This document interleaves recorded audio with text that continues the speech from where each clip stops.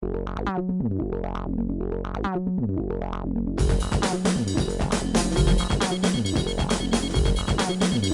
tal, amigos? Mi nombre es Ricardo Vázquez Kunze y este es su programa Pulso Parlamentario por Congreso Televisión y Radio Congreso. Hoy estará con nosotros la activista y representante de la Mesa de Unidad Democrática de Venezuela en el Perú, Paulina Fachín, para comentarnos sobre los resultados electorales en su patria, Venezuela. Encantado de tenerla en el programa, Paulina. Bienvenida. Bien, ayer se realizaron las elecciones en Venezuela. El señor Maduro obtuvo un 67.7% de los votos escrutados. Hubo una abstención de 52% según los reportes oficiales. Según la Mesa de Unidad Democrática en Venezuela, apenas ha ido a votar el 30% o menos del 30% de los electores hábiles. Eso significa que votaron 6 millones de electores sobre 20 millones de electores. La situación en Venezuela, básicamente para que el público lo entienda, es que existe aproximadamente un 87% de pobreza, 89% de desabastecimiento de medicinas. Existe, si no me equivoco, el señor Maduro tiene un 75% de desaprobación. Y bueno, lo que le preguntaría a todo periodista es cómo se explica la victoria del señor Maduro. Pero yo le voy a hacer una pregunta más provocadora. No le voy a preguntar lo mismo que le preguntaría a cualquier periodista, sino, de acuerdo a todos estos resultados, al 75% en contra del señor Maduro, al 89-85% de pobreza extrema, a todo este desabastecimiento que existe en Venezuela, tenemos compatriotas suyos que trabajan acá o que los vemos en todas partes que nos dicen que no hay absolutamente nada, no hay medicinas.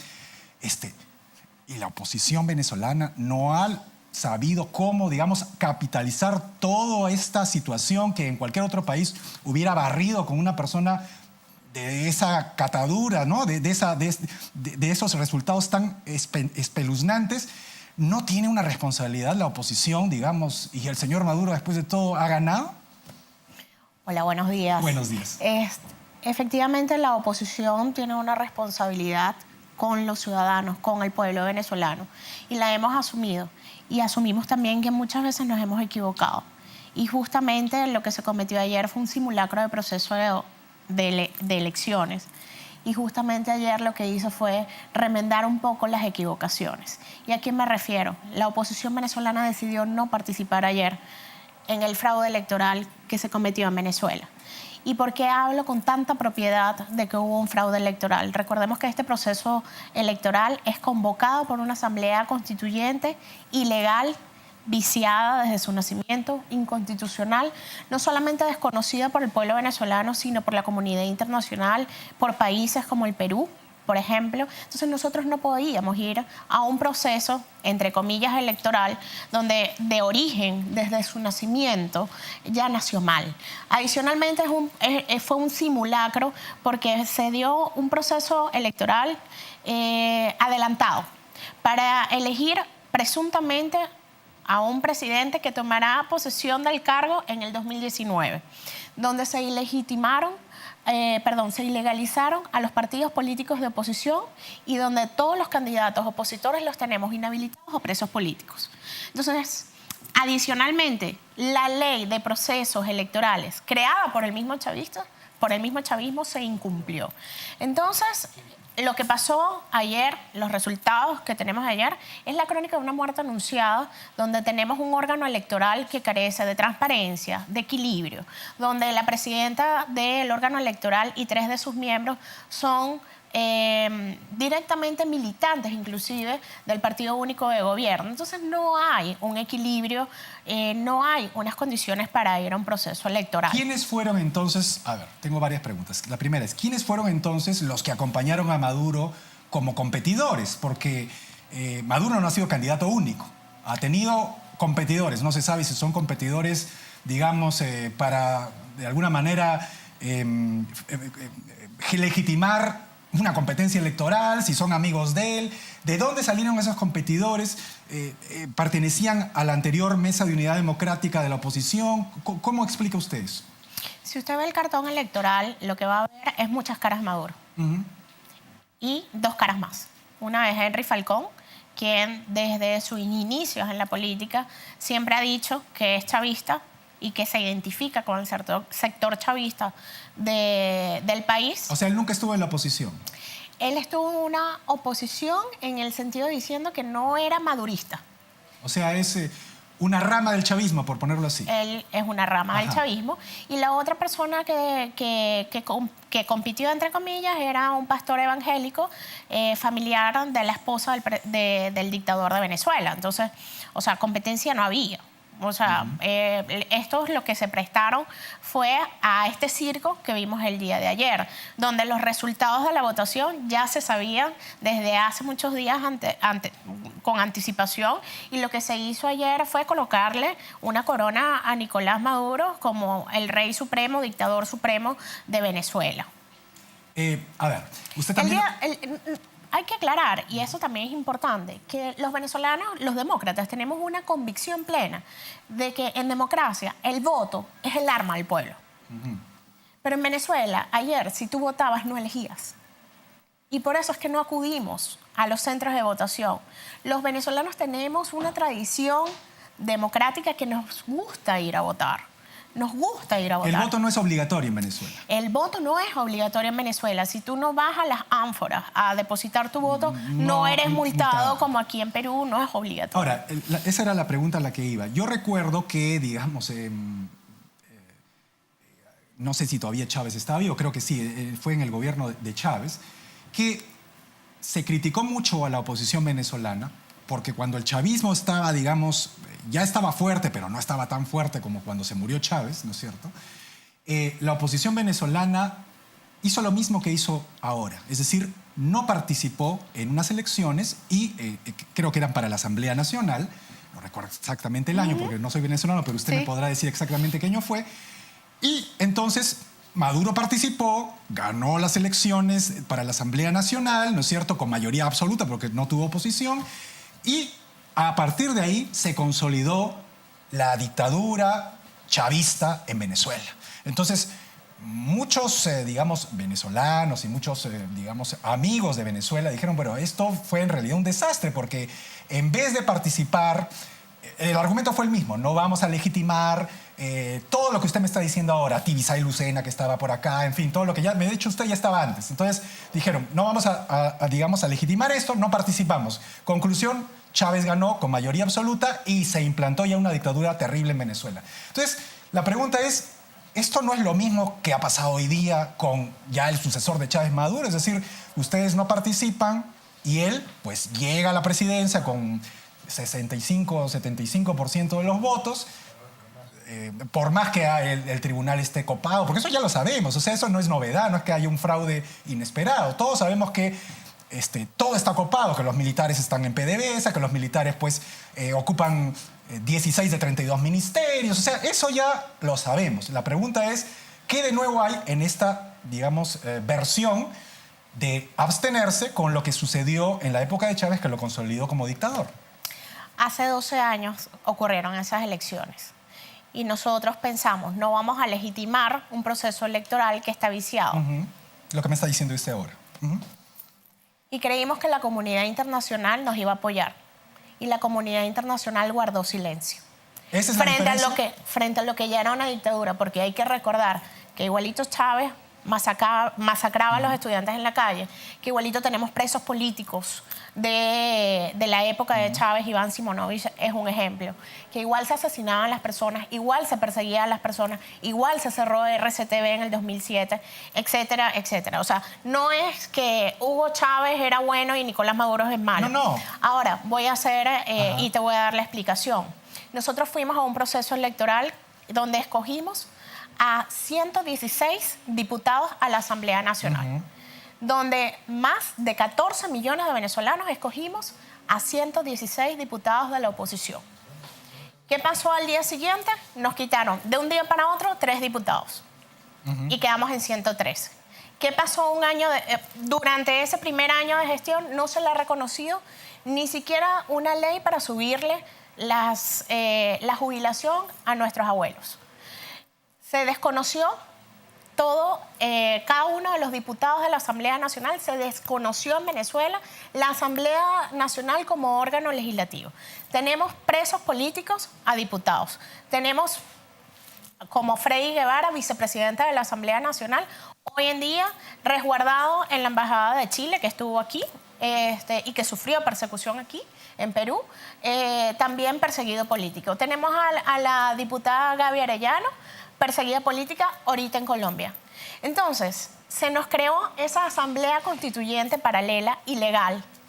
Entonces, lo que no entiende mucha gente, Ricardo, efectivamente, es que nosotros estamos tratando de luchar democráticamente con las armas que nos da la Constitución, buscando la paz y el entendimiento, pero del otro lado lo que tenemos es un régimen autoritario, asesino, hay que decirlo, con total responsabilidad, y además con negocios de corrupción y narcotráfico, como lo dicen las investigaciones que hay en Estados Unidos y en Europa.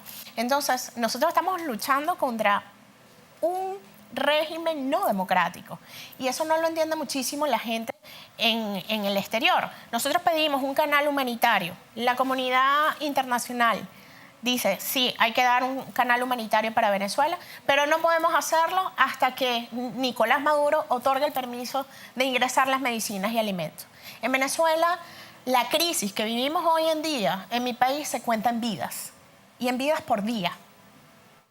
Somos más de 5 millones los que estamos en una diáspora, que nos convertimos en una diáspora por necesidad. La gente no ha entendido que ACNUR en estos momentos está montando campamentos humanitarios en Brasil como se lo hacen a los sirios en Europa. La situación de Venezuela se cuenta en vidas. Usted me ha mencionado a los sirios en Europa. Y, digamos, obviamente yo tengo mucha empatía por una serie de cuestiones personales de mi pasado con los venezolanos. Pero yo digo, usted me cuenta todo eso que además ya conocemos. Es decir, la diáspora la vivimos en Lima. En Perú la vemos. Efectivamente, y nos conduele y nos solidarizamos. Y se lo agradecemos. Todo lo que usted me está relatando, digamos, ya lo sabíamos y se ha acrecentado, ¿no es cierto? Y usted me dice, me pone el caso de Siria. En el caso de Siria, sin embargo, pese a todo lo que ha sucedido en Siria, el tirano Bashar al-Assad sigue ahí. Entonces yo me pregunto, si no estará equivocada la estrategia de la oposición venezolana con respecto al tirano Nicolás Maduro, porque, digamos, ya esta tiranía tiene un tiempo que... 18 años. A diferencia de otras tiranías que podrían uno decir, bueno, hay un tirano, pero el tirano ha impuesto la paz, el tirano de alguna manera ha equilibrado, no hay una crisis económica, ¿no es cierto? Porque los tiranos duran porque hay a veces bonanza económica y duran sus regímenes. Pero este no es el caso de Venezuela. El caso de Venezuela es que el país, que es un país, es creo que la primera o la segunda potencia en reservas de petróleo del mundo, o sea, no se puede entender cómo ha caído digamos, a una crisis económica de pobreza absoluta. El 85% está en la pobreza de Venezuela. Entonces, la pregunta es, con todas esas cifras que ya, digamos, hubieran barrido a cualquier persona, el tirano sigue ahí. Entonces, igual que el otro tirano, el tirano Bashar al-Assad también sigue ahí. Entonces, ¿qué cosa falta en la oposición venezolana para que, digamos, se articule una lucha que realmente sea efectiva contra el tirano? Porque hasta ahora lo que hemos visto es que esa lucha no ha funcionado. Ustedes ganan la Asamblea Nacional y el tirano les hace una Asamblea Constituyente que lo saca de escena. Él se postula y entonces una rama del chavismo es la contraparte, ¿no es cierto? Entonces, si sumamos 75 más 22% que salió el otro, casi tiene todo el espectro electoral copado. Y no pasa nada, y ustedes se retiran, digamos, porque no reconocen la legitimidad de las elecciones, etcétera, pero más allá de eso, no hay visos de que el tirano se vaya a mover. Entonces, yo le pregunto a usted, ¿no estará fallando la estrategia de la oposición?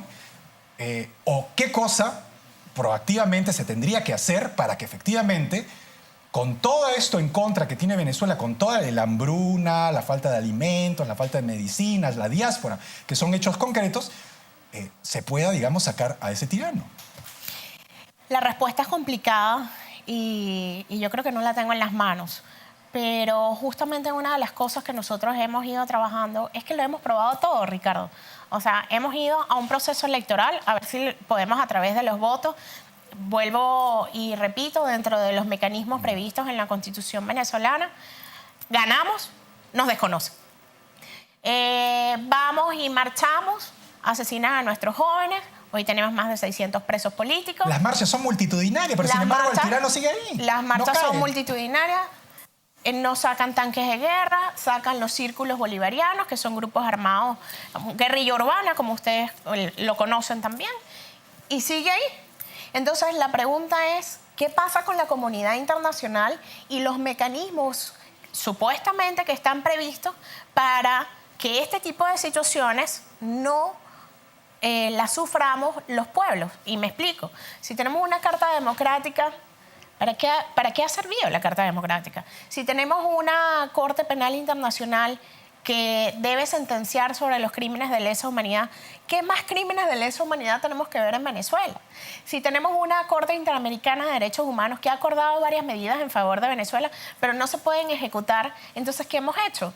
Si tenemos un órgano de las Naciones Unidas que dice sí y reconoce en Venezuela hay una crisis humanitaria, hay una crisis con la migración masiva de venezolanos que deben ser acogidos como refugiados por los otros países hermanos, y no pasa nada. Entonces, ahí es donde nosotros los venezolanos nos hacemos una pregunta. Nosotros hemos dado la vida, la sangre, los votos, todo lo hemos dado por devolverle la libertad y la democracia a un país.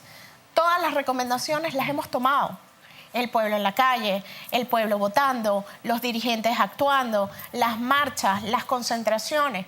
Hacemos un llamado desde el exterior, los venezolanos que estamos en el exterior, presentamos los casos ante los congresos, ante los tribunales y no pasa nada.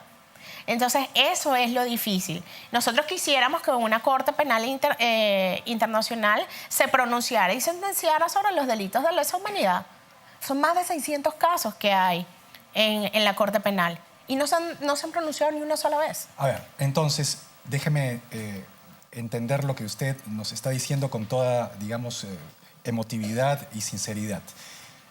Lo que he escuchado es que usted me dice, lo hemos probado todo y eso no ha sido suficiente para derrocar al tirano. Yo le diría, ustedes han probado todo dentro de la paz. No es cierto. Y ahí usted misma me dice que ya lo han probado todo. Entonces la pregunta que se cae de madura, para frasear al tirano, es si ya la paz no ha funcionado para sacarlo, el caso es igual que el de Adolfo Hitler. Es decir, Adolfo Hitler era un tirano, ¿no es cierto?, que tenía sometido a su pueblo. Además, a diferencia de Venezuela, el pueblo alemán estaba tan engañado que adoraba al tirano. Y además el tirano había tenido en ese caso, digamos, logros económicos muy grandes. O sea, es un matiz diferente. Pero, digamos, el mundo se tuvo que ir a una guerra contra el tirano porque si no, no iba a salir nunca. Entonces, yo le pregunto a usted me dice, la Carta Democrática no se activa, las Naciones Unidas no se pronuncian. Se pronuncian, pero no se acatan lo que se pronuncia, la Corte Penal Internacional no hace nada. Bueno, y si hiciera algo y lo condenara, igual tendría que ejecutarse la medida de alguna forma. Pero la Corte Internacional está en Europa y ¿cómo la va a ejecutar? Entonces, la pregunta es si no se ha previsto ya o no se tiene que pensar ya en que la paz ya no sirve para sacar al tirano y que evidentemente necesitan una medida coercitiva real, no una sanción, no un pronunciamiento, porque acá, digamos, existe el Grupo de Lima se reúne, se pronuncia y dice, bueno, esto es el colmo, pero son palabras. Entonces, la pregunta es, hechos concretos contra el tirano, ¿no sería ya pedir, digamos, que se pronuncie otro tipo de medidas que no son pacíficas? No necesariamente, o sea, es que depende de lo que tú entiendas como medida pacífica, porque si hay una sentencia de la Corte Penal, ahí sí se podría ejecutar una sentencia, porque es una corte que va más allá de la soberanía de los estados. Pero ¿cómo se ejecuta si evidentemente, ¿quién se la va a hacer ejecutar a él? Tendría que haber una, digamos, le pongo el ejemplo. Una coalición a través de las Naciones Unidas, por ejemplo. A eso iba. Por fin hay alguien que, que lo dice con un nombre propio.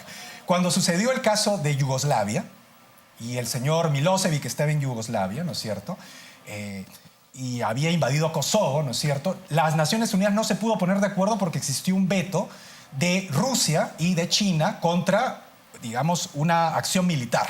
Usted sabe perfectamente, porque es especialista en derechos humanos y en derecho internacional, que la única entidad en el mundo que puede, digamos, promover, ¿no es cierto?, legalmente en el foro internacional una acción armada es las Naciones Unidas. Pero como Rusia y China tienen veto, era imposible que se pusieran de acuerdo. Entonces, ¿qué hizo Estados Unidos? Independientemente de que podamos pensar bien o mal de lo que hizo, dijo, bueno, lo que pasa es que existe una crisis humanitaria y nos saltamos a la ONU y enviamos una coalición, ¿no es cierto?, armada, que invadió Yugoslavia, sacó a Milosevic, reconquistó Kosovo y se terminó el asunto. Eso es lo que cabría, digamos, ya como última medida para Venezuela. Esa pregunta está muy difícil de responder. Por supuesto. Pero lo que yo quisiera... Es que no. Es que no. Lo que yo quisiera es que no. Lo que hemos promovido siempre los venezolanos, desde la oposición, en mi caso particular, que soy activista por los derechos humanos, es que eso no ocurra y que el problema lo podamos resolver los venezolanos. Y ojalá lo pudiéramos resolver a través del voto.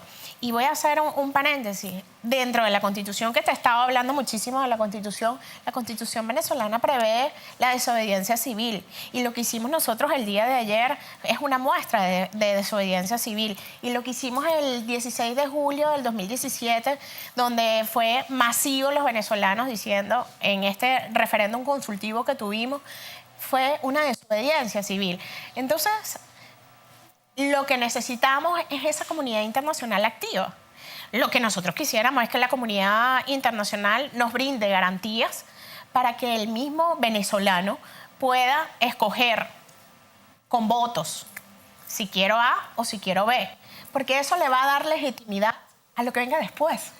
Y nosotros pensamos también en mañana, y nosotros sabemos que tenemos que reconstruir un país que en estos momentos está en ruina, donde los venezolanos están desnutridos, donde los venezolanos mueren, pero adicionalmente donde los venezolanos tienen hospitales que se están cayendo porque la corrupción que hemos tenido en el país ha dejado caer a Venezuela en la miseria y realmente es una ruina. O sea, las últimas veces que yo he ido a Venezuela, hasta donde podía ir, yo le decía a mi familia, es que esto parece un país o que acaba de terminar una guerra o que está en proceso de guerra, porque... es un país desmantelado, totalmente. Tenemos medio minuto. No sé si es una pregunta o un comentario, pero usted tómelo como usted desee. Si es un país en una guerra o después de una guerra, como usted lo ve, ¿qué más da que haya una guerra? Por liberar al país. ¿Qué es más que haya una guerra?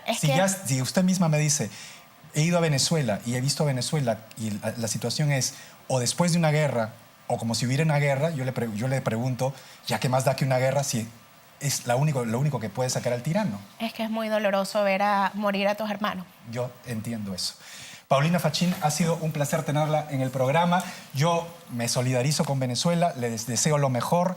Esperemos que democráticamente y en paz se arregle esa situación. Amigos, conmigo no hay tiempo para más. Conmigo será hasta una siguiente emisión de Pulso Parlamentario por Congreso Televisión y Radio Congreso.